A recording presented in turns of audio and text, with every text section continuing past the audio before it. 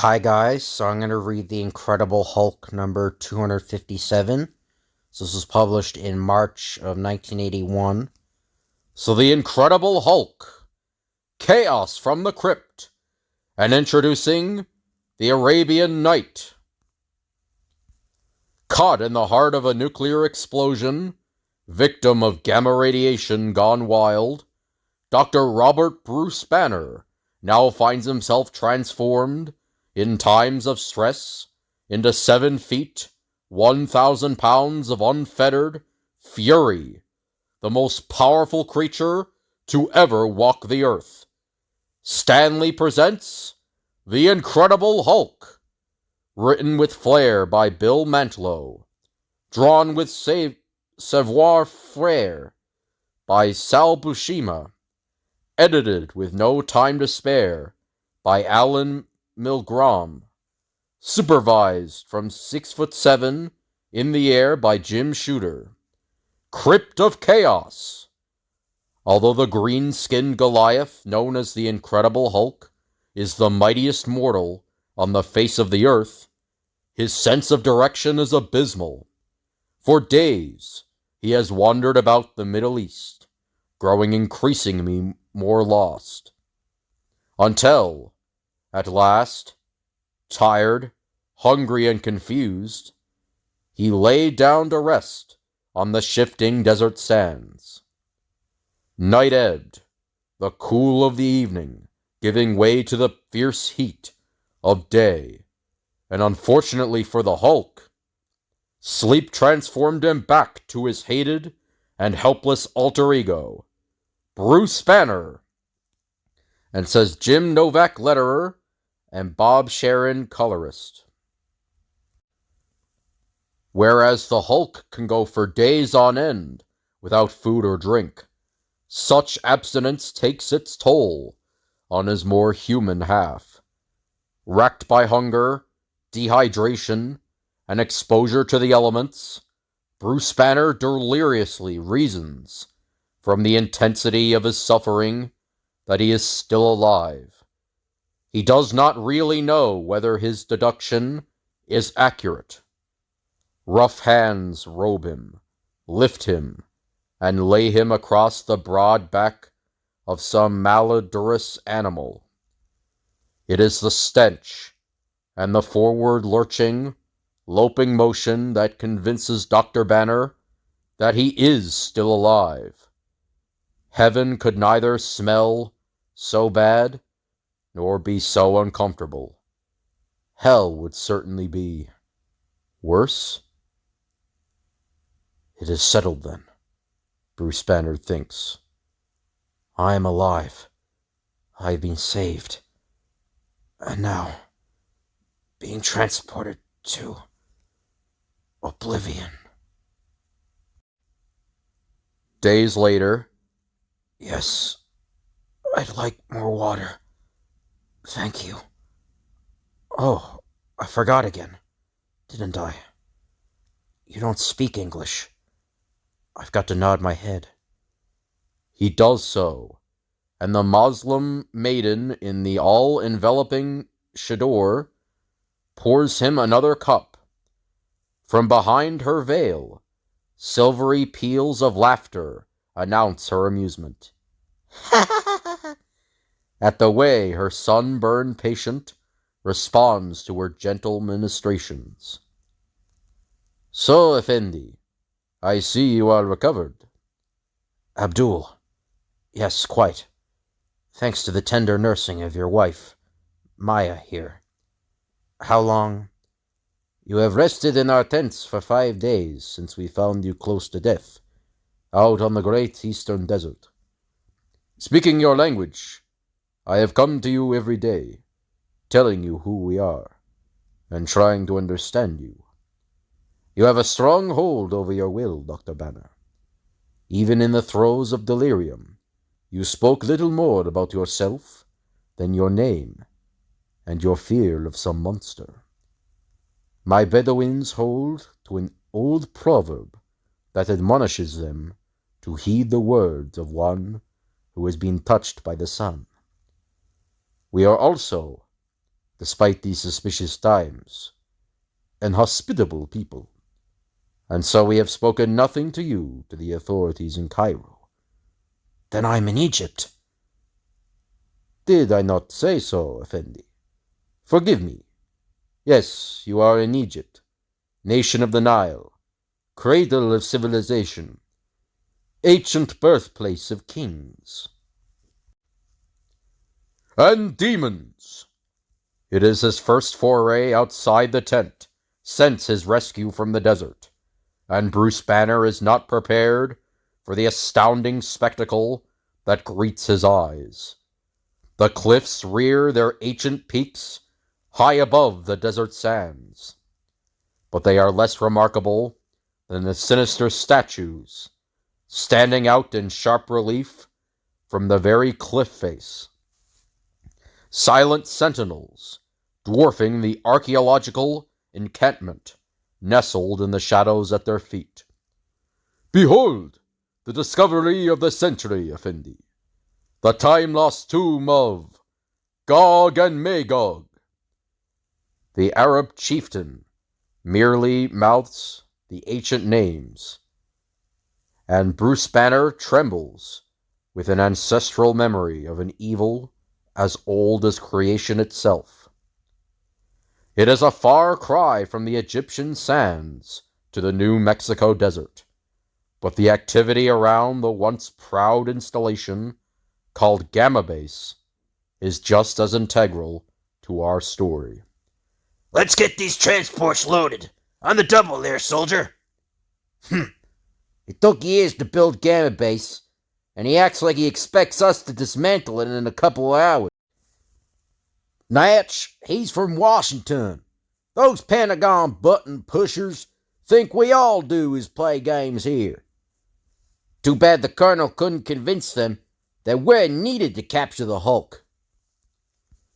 On every level, the military personnel assigned to Gamma Base express support for their ousted commandant, and contempt for the congressional committee which has defunded their command. Lieutenant Periwinkle, your loyalty to Colonel Talbot is commendable, but I must remind you that you are speaking to members of the United States Congress. Turning on her heel, Lieutenant Periwinkle leads Congresswoman Ruth Messenger and the rest of her committee to the offices of the base commander.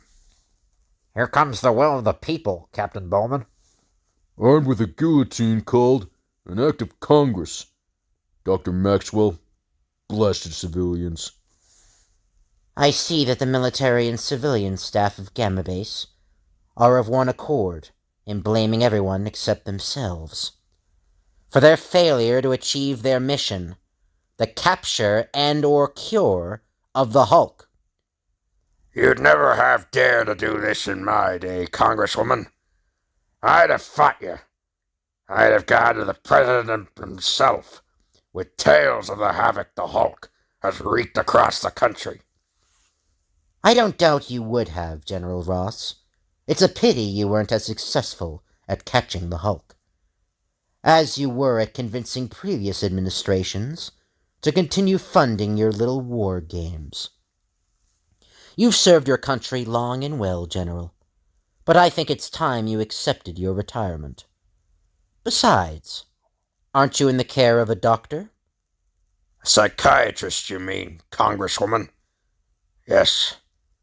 I'm old, tired, but not beaten. I seen the horror of the Hulk firsthand. Maybe someday, when you've encountered it, you'll beg me to come back. Suddenly, Gamma Base seems to heave and quake as some subterranean disturbance rocks it from its foundations. Doc Samson, what in heaven's name? It feels like an earthquake, but this desert is geologically stable. Look out to the window. The occupants of the base commander's office do not need Congresswoman Messenger to tell them where to look for the source of the nightmarish disturbance. The eerie light streaming in through the window is enough. I don't believe it! What is it? What's happening? Where is Colonel Talbot? I demand to know. You want the colonel, Congresswoman? Just take a look outside.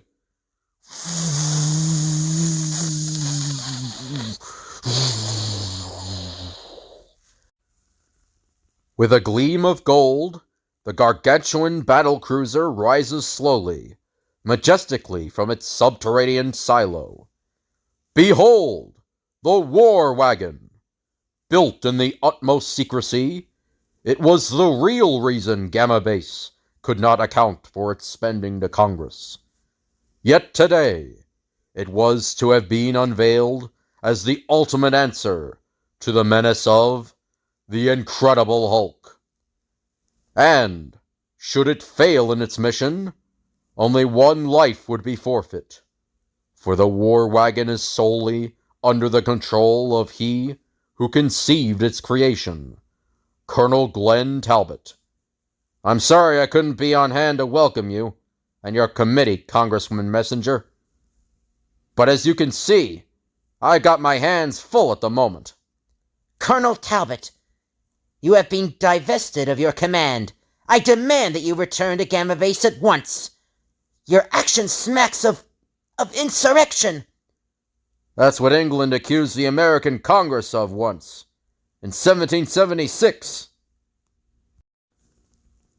But Congress and the American people persisted and rebelled, knowing that their course of action was correct.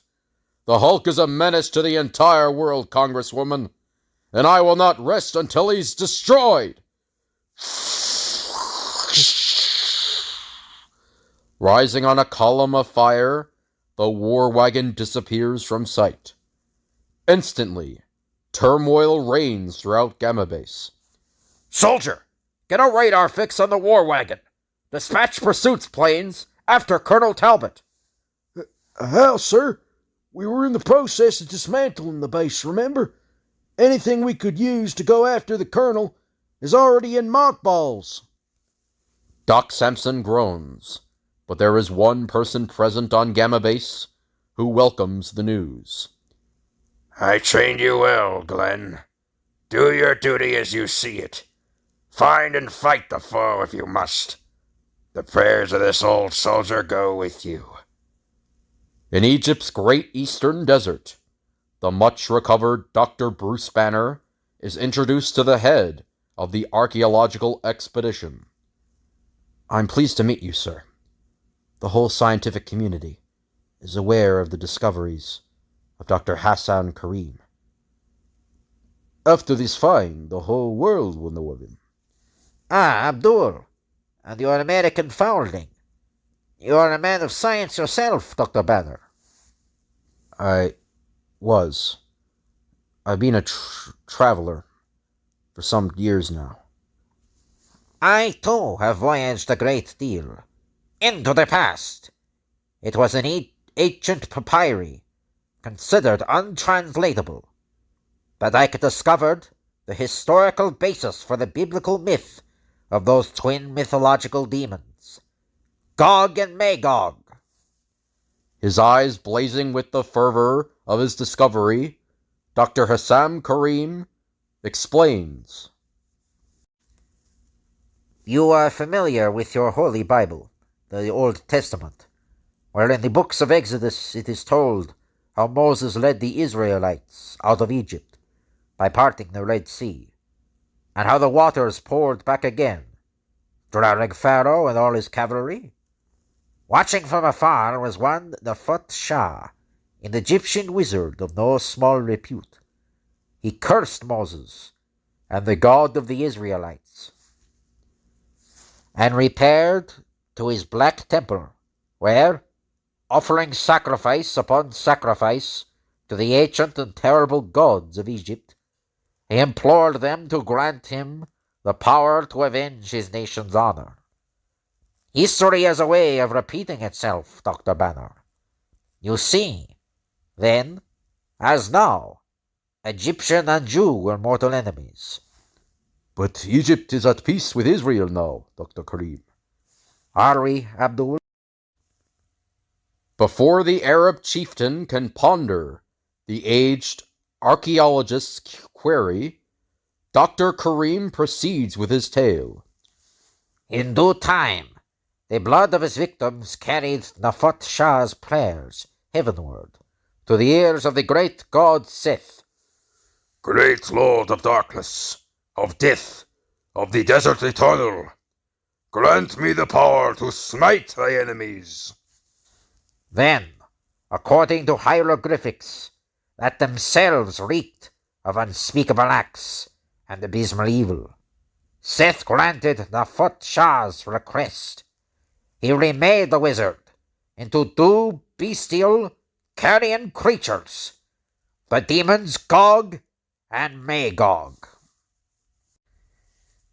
It is written that not even Nafut Shah's followers, the dark-robed priests serving the ebony shrine of Seth, knew for what reason their master petitioned the death god, until Nafut Shah stood before them transformed. Where is Nafut Shah? He must know that the temple is under attack. Shadows of Seth! What demons be these? I am Gog, and I Magog. We are two who had been one. Now speak, dung dog. Who dares assault our sanctuary? 'Tis Pharaoh himself! Lying pig! Pharaoh is dead, slain by the God of the Israelites. 'Tis a successor then, demon brother, come to war upon us with all the armies of Egypt. Onward, soldiers of Pharaoh! Assail yon temple of sin and drag forth its demon spawn! As Pharaoh commands, so shall it be! The scrolls reveal, indeed, that as Pharaoh commanded, so did it come to pass. So, my spies were correct. There is dark evil at work here. Not directed at you, great Pharaoh, but at the accursed Israelites. Silence, demon spawn! Have we not suffered enough before the wrath of the God of Israel? Would you bring his anger down upon Egypt again? Moses and his people are gone. I, for one, will wage no more war against them. As for you, who were mighty enough to defy my army before your capture, hear now my curse. The Pharaoh's curse, Dr. Kareem. What is it? That, because they had threatened the peace the fearful Pharaoh so eagerly craved, they were to be taken to this unhallowed spot and be entombed alive forever. Years of research into the hidden writings of the banned Seth cult led me to suspect the tomb might actually exist. More years of fruitless excavation did not dissuade me. And now, after a lifetime, I have at last uncovered the truth, that the dark sorcery of ancient Egypt did give birth to avenging demons. Here they lie, entombed for all eternity at the command of a spineless Pharaoh who feared to unleash their fury against the Israelites. And could their power but be reawakened, the enemies of Egypt would once again tremble at the soul-numbing tread of Gog and Magog. Allah, be merciful. What is he raving about, Abdul? What does he mean? Reawakened? As if in answer to Bruce Banner's question, the cavern containing the ancient crypt begins to writhe like an angry serpent. What? Earthquake, Effendi! We must flee! But Professor Kareem! Through the swirling dust of ages, Bruce Banner hears a hoary chant and sees a sight not meant for mortal eyes. The terrifying vision remains even as Bruce Banner is buried under the cascading debris of the temple. The American and Professor Kareem have been crushed, and I am being driven further back into the tomb. I must seek shelter. This chamber, it appears to weather the earthquake more solidly than the rest of the crypt. Perhaps I shall be safe here until the workers dig me out. Huh? That glowing scimitar lying across an ornate rug. It seems of a different age altogether from the crypt. Can this be the sacred scimitar of which our legends speak? It is! The inscription on the hilt is 13th century Aramaic. It speaks of an evil that emerged from this tomb then, only to be driven back by the wielder of this sword. Professor Kareem spoke of history repeating itself. What if he were more right than he knew? Educated in Europe's greatest universities before returning to lead his wandering tribespeople, the young Arab chieftain looks with some skepticism upon ancient legends, even as he hefts the shimmering scimitar in his hand. Meanwhile, at the mouth of the tomb, Dig! If we make haste, we may still find our chieftain alive! translated from the Arabic, of course. Al. But no sooner do the loyal Bedouins place pick to stone that they find far more than they bargained for. An explosion from within the tomb! Then, advancing through the mystically blasted dust and debris, We rise, we walk, we breathe the pure Egyptian air. After untold centuries of imprisonment, Gog and Magog live again. paralyzed with fright, the Bedouin workmen nonetheless finds word to describe their terror. Souls of our ancestors! The tomb has swallowed our chieftain, Professor Kareem and the American, and disgorged a trio of demons to take their place. Though uttered in a language changed by the centuries, the workers' words are nevertheless understood by the demons. Trio, what mean the slaves, Gog?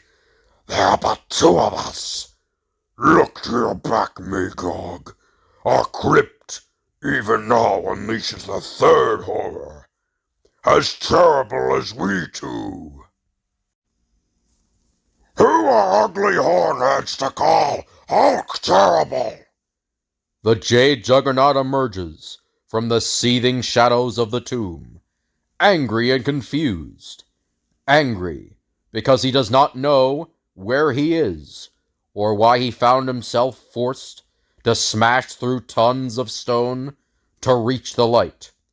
Confused because he cannot shake the memory of the strange and terrifying transformation of a bespectacled Egyptian archaeologist into these two hissing horrors before him. It is as if it had been witnessed by someone else, and the Incredible Hulk has enough troubles with his own memories, without having to make sense of another's. His tongue is not the tongue of Pharaoh, Gog, nor is it the same as that spoken by the slaves who unearthed us. No, yet we understand it. We are no longer Nafut Shah, wizard, but Professor Hassan Karim, scholar. It matters not. Both mortals share the same goals. Death and destruction to the Israelites.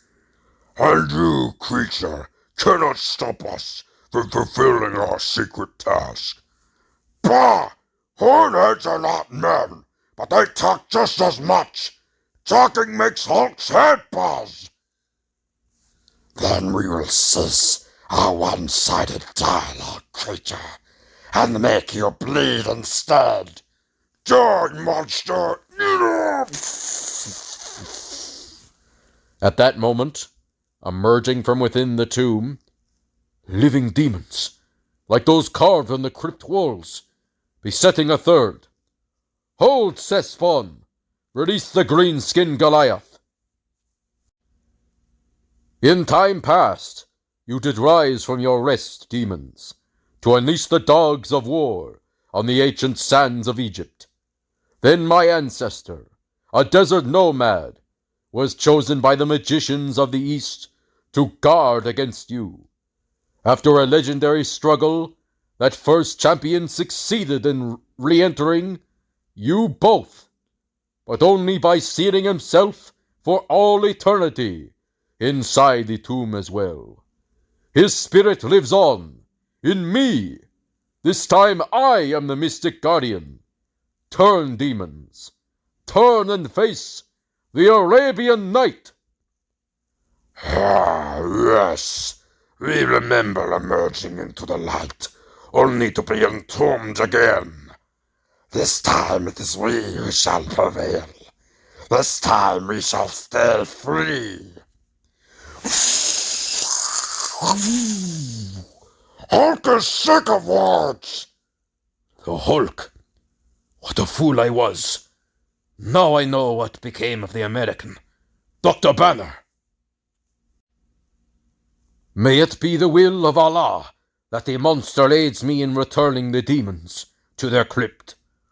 Hornheads attacked Hulk. Now it is Hulk's turn.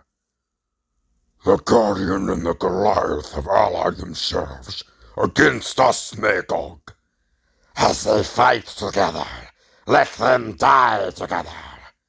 For we will never again be returned to the suffocating silence of our sarcophagi. The battle is on both joint fronts. While Magog rends at the Hulk, with fang and claw, Gog rises up to assail me with a boulder as big as 2 men. But the sacred scimitar can easily halve the peril,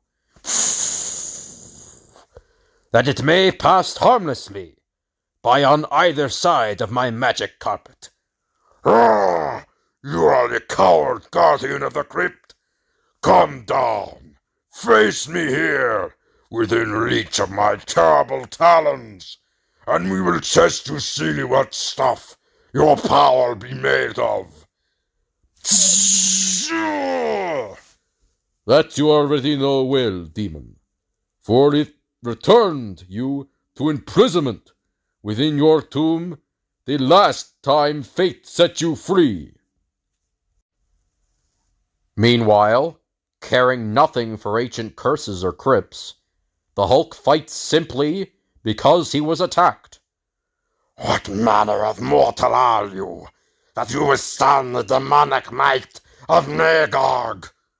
Hulk is Hulk, Ironhead. You are strong, but Hulk is the strongest there is. Now get off Hulk's face!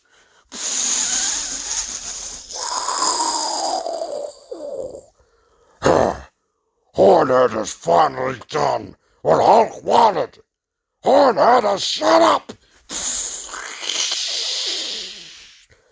With a snarl of contempt, the mighty jade giant hurls the malevolent Magog back into the crypt whence he came.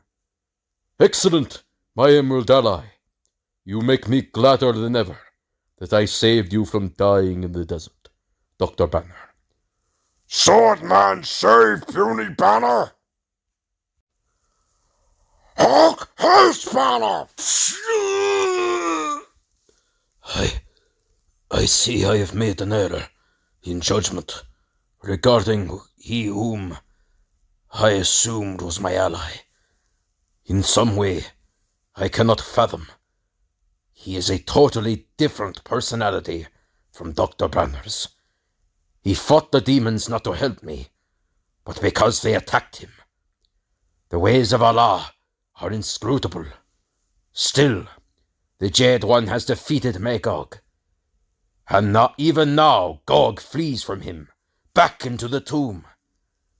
I must be thankful for the Hulk's assistance, whether given willingly or no.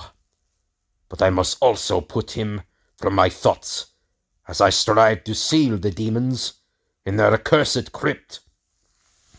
However, the Arabian Knight cannot ignore the Hulk's presence any more than the Hulk can dismiss the knights. And so wary are they of each other that they leave themselves open to a surprise attack from above. Here, in the crypt that has imprisoned us for centuries, shall you meet death, monster! Gog and Magog spring from hiding amidst the shadows. Must use magic carpet to dodge. Now you shall be entombed, guardian, to sleep the sleep of the ages. Ah, missed! So that is your scheme, demon dog, to bind me, that you may wander free out onto the earth unopposed, warding on the nation with whom we are at peace? Never! Back! Back, I say! Let the searing energy of this sacred scimitar drive you back whence you came. No! Not back into my sarcophagus! Aye, Gog. It took the opening of your coffin by Professor Kareem to breathe life back into your fiendish flesh. With Allah's help, may the closing of the coffin deprive you once again of demonic life. No! With a snap of hidden, age-old locks, Gog's sarcophagus slams shut, entrapping the diabolical demon. From within come no sounds of struggle, merely silence. Only Magog remains to carry on the evil began centuries before by Seth's wicked wizard Nefut Shah. Gog has fallen, but he may still be freed once I have done with you. It is Hulk who will end this fight, Hornhead.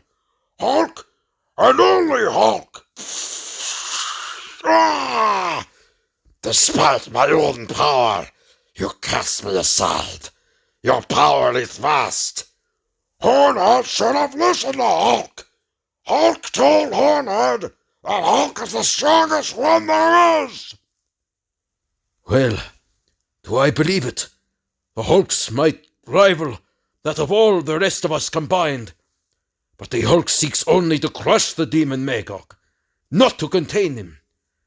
The Hulk is too unpredictable. He cannot be trusted to end the plague of Gog and Magog for all time. To ensure that end, the tomb must be sealed, whether the Hulk remains within it or not. A spark from the Arabian Knight's scimitar ignites a crate of dynamite used in the early stages of excavating the tomb. The resultant blast rocks the surrounding desert and brings tons of stone down upon the ancient tomb.